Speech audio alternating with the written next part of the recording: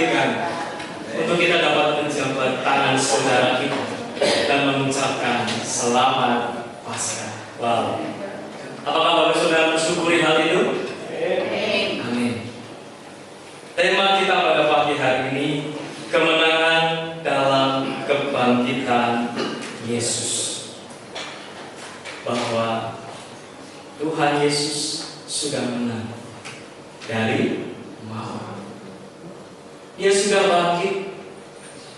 Dia menggenapi firman-Nya. Dan terbukti dari setiap tulisan-tulisan yang kita baca di dalam Alkitab, setiap nubuat-nubuatan sudah digenapi. Dan murid-muridnya bersaksi bahwa Yesus Kristus, Dia mati dan bangkit pada hari yang ketiga. Bapak Ibu Saudara yang terkasih, jika kita mengingat momen-momen Paskah, apa yang pertama kali kita pikirkan? Endok, telur, ya. Telur apa? Telur asin. Campur lengkap enak dulu. Ada yang mengatakan bahwa Paskah itu biasanya identik dengan telur. Lah kok bisa? Seringkali kita saat mendengar kata Paskah, biasanya yang terpikir adalah kita mencari telur. Masih ingat waktu sekolah minggu? Bangun pagi pengen cepet-cepet golek endok. Terkadang kong kali kong karo guru sekolah minggu. Terkadang guru sekolah minggu ini sakake. Ayo sakake ayo untuk. Yuk digoyoi. Yuk digoyoi. Betapa sukacitanya saat kita waktu sekolah minggu mendapatkan telur yang disembunyikan oleh guru-guru sekolah minggu. Tetapi saat kita sudah dewasa, apakah masih se-excited itu? Ini super idol murah. Ya kan? Telur sebuah tradisi yang sering kita mendengarnya. Tetapi tahukah saudara bahwa di dalam Alkitab tidak pernah mengaitkan peristiwa Paskah dengan telur? Lalu bagaimana bisa cerita telur menjadi ikon perayaan Paskah? Hal ini tidak bisa lepas dari tradisi kuno yang tentang telur. Jauh sebelum Yesus mati di kayu salib, di berbagai budaya kuno termasuk Mesir, Persia, dan Romawi, telur dianggap sebagai lambang kesuburan dan kehidupan baru. Orang Mesir dan Persia kuno punya suatu kebiasaan menghias telur, lalu menukarkannya dengan temannya. Mereka menghias telur dengan tinta. Tetapi kalau yang nggak punya uang untuk membeli tinta, digodok dengan daun-dedaunan sehingga berubah warnanya. Kebiasaan ini kemudian diikuti oleh orang Kristen di Mesopotamia atau sekarang terkenal dengan daerah Irak atau Iran, yaitu dengan memberikan telur-telur kepada orang lain pada perayaan Paskah untuk mengingatkan mereka akan kebangkitan Yesus Kristus. Lalu menurut bangsa Mesir, mereka tradisinya menguburkan telur di makam mereka. Berbeda dengan bangsa Yunani, mereka menempatkan telur di atas makamnya. Sementara itu, bangsa Romawi mempunyai pepatah, semua kehidupan berasal dari telur.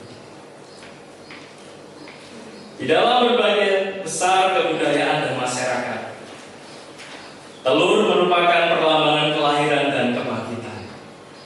Itu sebabnya ketika gereja mulai merayakan kebangkitan Tuhan Yesus pada abad kedua, telur menjadi simbol yang populer. Ternyata begitu. Beberapa kata menurut orang-orang, asal muasal kenapa kita memakai telur, menurut mereka seperti itu. Tetapi menurut ibu bapak semuanya yang hadir di tempat ini, bagaimana kita memaknai Paskah itu sendiri? Apakah hanya sebuah perayaan yang berulang-ulang yang kita rayakan setiap setahun sekali? Apakah itu hanya sebatas acara demi acara yang sudah tersusun, bahkan ada panitianya? Di beberapa gereja ada rentetan acara, mulai pembasuhan kaki, mulai perjamuan kudus, lalu ada lomba-lomba dan sebagainya. Mereka membentuk sebuah panitia untuk merayakan Paskah. Yang menjadi sebuah pertanyaan bagi saya dan ibu bapak semuanya, sudahkah kita memaknai Paskah itu sendiri? Bagaimana pengorbanan Tuhan Yesus atas saya dan ibu bapak? Dia sudah mati dan dia bangkit. Kesetiaannya, ketaatannya sudahkah menjadi keteladanan bagi saya dan ibu bapak semua?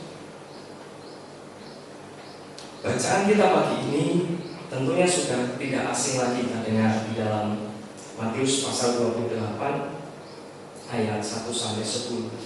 Tapi mari kita sedikit mengulas tentang bacaan kita pada pagi hari. Dalam Matius 28 ayat 1. Setelah hari Sabat lewat, menjelang menyingsingnya fajar pada hari pertama minggu itu, pergilah Maria Magdalena dan Maria yang lain menengok kubur itu. Injil Matius memberitahu kita bahwa kedua Maria pergi ke makam menjelang menyingsingnya fajar.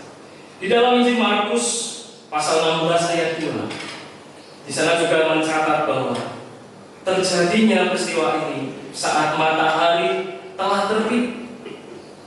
Dan di dalam Injil Lukas pasal 24 ayat 1 menuliskan pada pagi-pagi benar. Dan di dalam Yohanes dikatakan di dalam Yohanes 20 ayat 1, ketika hari masih gelap. Momen saat kedua wanita murid Tuhan datang pagi-pagi benar untuk menengok makam Yesus. Mereka sudah membawa rempah-rempah untuk meminyaki mayat Yesus, berharap agar mayat Yesus tidak membusuk, baunya tidak menyengat. Mereka sudah membawanya dan akan siap dioles. Dan pagi-pagi benar mereka datang. Sama seperti kita pada pagi hari ini. Pagi-pagi benar kita datang ke gereja. Untuk apa? Untuk merayakan Paskah tentunya. Bukan untuk mencari telur dan seterusnya. Tetapi tujuan awal kita adalah mencari Tuhan di dalam kehidupan kita, di dalam masing-masing pribadi kita. Menunjukkan kesetiaan dan ketaatan ibu bapak semuanya. Tadi saat saya berangkat dari rumah, melihat seorang pemuda naik sepeda motor, di punggungnya sudah ada pancing. Enak banget jam 5 liburan mancing gitu ya. Padahal tidak kepengen lah. Mungkin di luar sana memanfaatkan liburan ini untuk beraktivitas yang lain, mungkin mancing, bertamasya, refreshing dan sebagainya. Tetapi karena cinta kasih ibu bapak saudara, pagi-pagi benar panjenengan semuanya datang beribadah. Itu sungguh sangat hebat bagi saya. Bapak ibu saudara yang terkasih, menarik untuk dicatat bahwa para wanita, yaitu Maria Magdalena dan Maria yang lainnya, pergi ke makam begitu pagi. Dari sini kita mau belajar bahwa mereka tidak ingin menunda untuk mengunjungi Tuhan. Dalam Injil Markus menambahkan bahwa mereka membawa rempah-rempah, siap untuk meminyaki mereka, siap untuk memberikan pelayanan yang terbaik untuk Tuhan Yesus. Meskipun Tuhan Yesus sudah wafat, tetapi karena ketaatannya, karena kesetiaannya, mereka tidak menunda untuk datang kepada Yesus. Meskipun seharusnya mereka sudah mengingat sebelum Tuhan Yesus ditinggalkan, sudah diolesi dulu di dalam Yohanes 19 ayat 9, sudah diminyaki mur dan minyak gaharu yang dibawa oleh Nikodemus ketika ia diturunkan dari salib dan dipersiapkan untuk dimakamkan. Nah, mau repot-repot datang ke makamnya, kami diminyaki Nikodemus, gak bakal mampu lah. Pasti minyaknya mahal dan wangi dan kualitasnya terbaik. Tetapi karena kesetiaannya, karena pelayanannya, kedua muridnya ini datang, Maria Magdalena dan Maria yang lain. Sebagai sebuah pelajaran bagi saya dan ibu bapak semuanya, mari kita buktikan cinta kasih kita kepada Tuhan seperti perempuan yang segera menengok Yesus, sama seperti Maria Magdalena dan Maria yang lain. Mereka membuktikan cinta kasihnya dengan bukti nyata. Sudahkah kita membuktikan kasih kita kepada Tuhan dengan bukti nyata? Banyak contohnya. Kembali lagi ke pelayanan. Kalau diminta pelayanan, jawabnya, ya Tuhan, saya siap melayani. Karena inilah sebagai bukti cinta kasih panjenengan kepada Tuhan untuk melayani, untuk hormat dan kemuliaan nama Tuhan.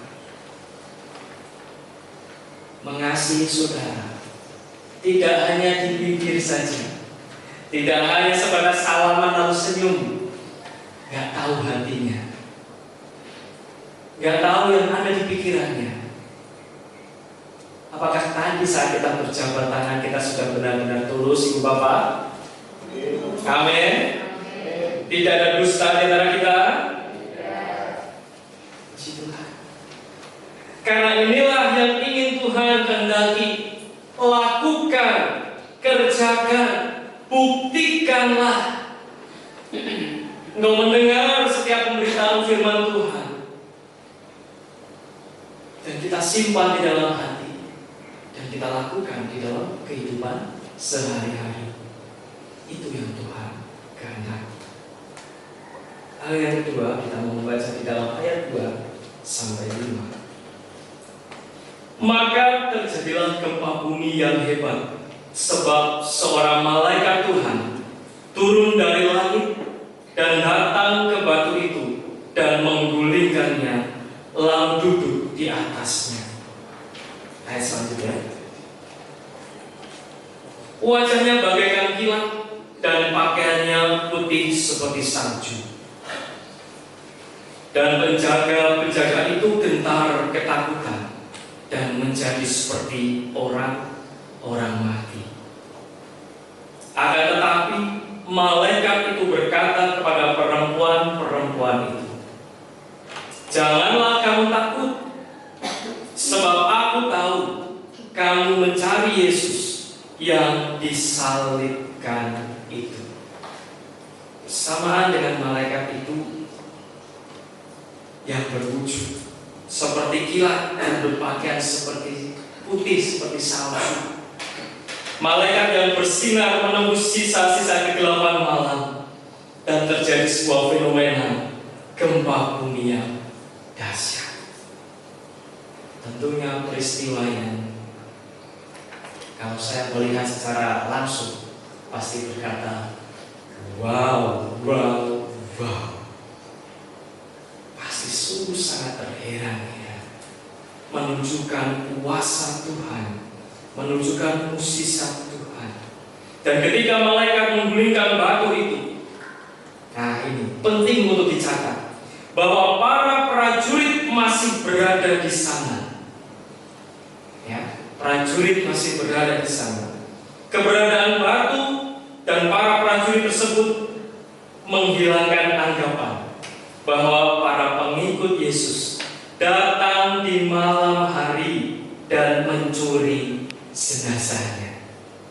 Tentunya kita sudah mendengar cerita ini menurut tetangga kita, menurut saudara kita.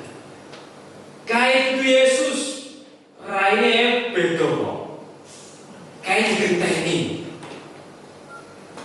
Jenazah Yesus diculik, diambil oleh murid-muridnya, biar seolah-olah dia bangkit. Bapak yang saudara yang dikasih, mari kita mempunyai iman melalui kisah dan melalui kisah dari murid-murid yang sudah bersaksi. Sungguh bukti nyata dan sejarah juga mencatat. Bahkan jika kita melihat sebuah fenomena, kalaupun ada murid Tuhan Yesus dengan kekuatannya menggulingkan batu yang besar itu, mungkin juga keberatan. Dan jikalau mereka melakukan itu, ada tentara kok, ya pastinya dicegah lah, bahkan bisa diusir, bahkan bisa dihajar, kan gitu, dijaga. Nah itu yang menjadi iman kita. Namun di situ para prajurit merasa takut. Ya, bahkan dikatakan tadi sampai seperti mati rasanya melihat fenomena yang luar biasa itu. Dan Matius mencatat bahwa malaikat itu menyampaikan hal ini kepada para perempuan, tetapi tidak kepada para prajurit-prajurit. Dan Bapak saudara yang terkasih, kita mengetahui bahwa kuasa Tuhan maha dahsyat dan supranatural. Mari kita percaya bahwa segala sesuatu akan menjadi mungkin jika Tuhan sudah bertindak. Fenomena yang luar biasa, gempa bumi, batu yang besar berguling, malaikat seperti sambaran petir putih berkilauan, menunjukkan kuasa Tuhan yang luar biasa. Dan patutlah kita bersyukur, punya Allah yang hebat, punya Allah yang hidup, punya Allah yang berkuasa. Masihkah kau ragu saat ini jika Bapak Ibu Saudara mempunyai permasalahan yang tidak dapat diselesaikan, sementara kita percaya bahwa kita mempunyai Tuhan yang luar biasa? Katakan amin. Yang maha kuasa. Dan percayalah itu, permasalahan saya dan ibu bapak saudara, saat kita benar-benar tunduk, berserah penuh kepadanya, menyerahkan segala beban kita yang ada di pundak ini kepada Tuhan. Ampun ditoleh, jangan dibawa lagi. Kami benar-benar diserahkan di kaki Tuhan. Ini loh Tuhan permasalahan yang kita anggap mustahil, Tuhan akan jadikan mungkin. Tuhan akan berikan yang terbaik bagi saya dan ibu bapak semuanya.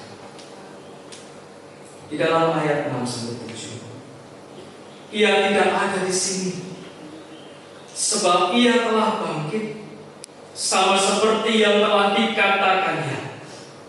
Mari, lihatlah tempat yang berbaring, dan segeralah pergi, dan katakanlah kepada murid-muridnya bahwa Ia telah bangkit dari antara orang mati. Ia mendahului kamu ke Galilea. Di sana kamu akan melihat Dia. Sesungguhnya aku telah mengatakannya kepadamu. Firman-Nya telah digenapi, bahwa Ia akan mati dan akan bangkit pada hari yang ketiga. Maria melihat tempat Yesus dibaringkan, dan Maria mendapati mayat Yesus sudah tidak ada di sana. Malaikat meminta untuk segeralah pergi dan sampaikanlah kepada murid-muridnya yang lain bahwa Yesus sudah bangkit seperti yang sudah difirmankannya. Hal ini membuktikan bahwa Dia tidak hanya berkata-kata saja, tetapi membuktikan perkataannya dan digenapi. Janjinya digenapi. Sebuah pengorbanan yang kudus bagi setiap umat manusia yang percaya. Tuhan Yesus sudah menepati janjinya. Dia sudah bangkit. Tuhan Yesus sudah berfirman bahwa Ia akan bangkit. Bapak Ibu Saudara yang terkasih, marilah kita tetap setia menanti janji-janji Tuhan. Meskipun di dalam kehidupan kita seolah-olah masalah demi masalah tidak terselesaikan, tetapi saat kita menyerahkan segala sesuatunya di hadapan Tuhan, dan kita percaya bahwa Tuhan akan menggenapi janji-Nya, maka perasaan kita akan menjadi long, menjadi lega. Aku punya Tuhan yang dahsyat. Aku tidak seharusnya bersedih berlarut-larut. Aku punya Tuhan yang luar biasa yang akan menepati janji-janjinya, yang akan selalu beserta dengan kita. Immanuel.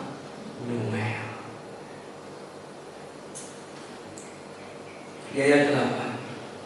Mereka segera pergi dari kubur itu dengan takut dan dengan sukacita yang besar, dan berlari cepat-cepat untuk memberitahukannya kepada murid-murid Yesus. Bapak Ibu Saudara yang terkasih, dengan takut dan dengan sukacita menunjukkan sebuah sikap ketaatan dari perempuan ini. Perjumpaan pribadi dengan Tuhan Yesus telah mengubah pola pikir mereka, mengubah semangat dan iman serta kehidupan kedua wanita ini. Mereka menjadi pewarta Injil Kristus yang gigih dan ribuan murid-murid Yesus sudah mendengar kisah yang disampaikan oleh Maria, dan mereka menjadi seorang penginjil. Mereka juga mungkin saya katakan mereka seorang rasul karena mendapat perintah untuk menceritakan hal ini, ceritakanlah kepada murid-murid yang lain. Dan saat ibu bapak semuanya sudah mendengar kisah tentang kebangkitan Tuhan Yesus, apakah kita berani untuk mewartakan itu kepada setiap orang yang kita jumpai? Berani? Berani bersaksi? Ya, karena inilah tugas kita. Orang lain boleh berkata punya iman itu bukan Yesus kok, tetapi iman kita berkata dialah Yesus yang mati dan bangkit. Dan melalui firman Tuhan pada pagi hari ini, kembali lagi untuk meneguhkan iman keyakinan kita bahwa sudah digenapi. Ia sudah bangkit. Kebangkitannya adalah bukti nyata kemenangan dari dosa, dan kebangkitannya membawa pengharapan bagi kita yang percaya. Oleh sebab itu, kita yakin dan percaya kita mempunyai Allah yang hidup dan saat ini bersama-sama dengan kita. Pagi hari ini kita belajar, buktikanlah kasih dan ketaatanmu dengan sebuah tindakan nyata.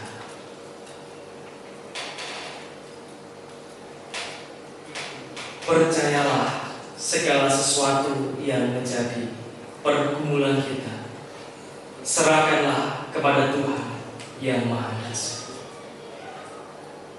Selanjutnya, percaya bahwa janjinya akan digenapi, dan wartakanlah kepada semua orang bahwa Ia sudah menang dari maut dan Ia sudah bangkit. Selamat Paskah, selamat menikmati kasih karunia Tuhan, selamat mengenang pengorbanan Tuhan, dan marilah kita bersyukur bahwa Ia sudah bangkit mengalahkan maut. Amin. Tuhan Yesus memberkati.